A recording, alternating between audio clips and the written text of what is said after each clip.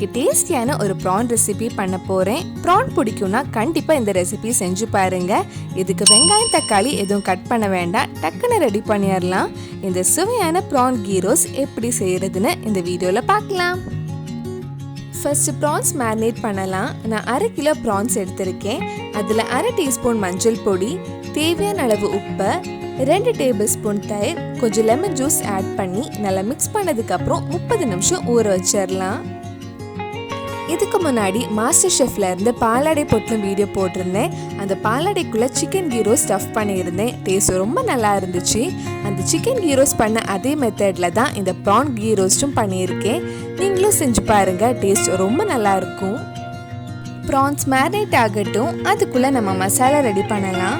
ஒரு பேன்ல 1/4 டீஸ்பூன் கடுகு, 1/4 டீஸ்பூன் கம்மியா வெந்தயம், 1/4 டீஸ்பூன் ஜீரகம், 1 டீஸ்பூன் நல்ல மிளகு, 3 கிராம்பு, 7 காஞ்ச மிளகாய் எடுத்திருக்கேன். இதெல்லாம் சேர்த்து ஒரு 3 நிமிஷம் லோ டு மீடியம் ஃப்ளேம்ல வறுக்கலாம்.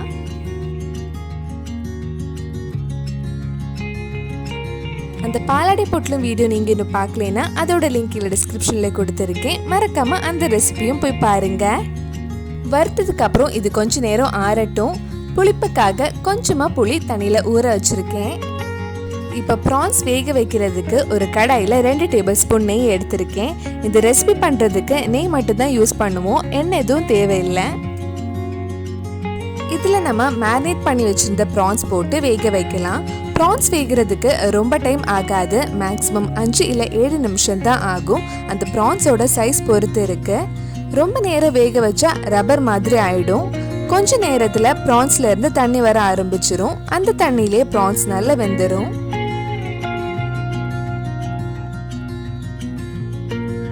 நம்ம வறுத்து வச்சிருந்த மசாலா நல்லா ஆறடிச்சு அதை ஒரு மிக்ஸி ஜார்ல போட்டு நல்லா ஸ்மூத் பேஸ்டா அரைக்க போறேன்.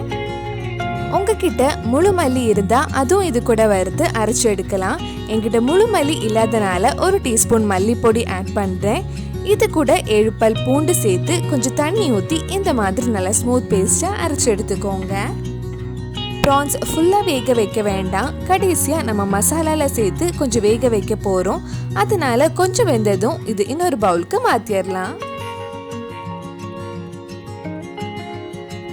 இதே கடாயில நம்ம அரைச்சு வச்சிருந்த மசாலா ஆட் பண்ணலாம்.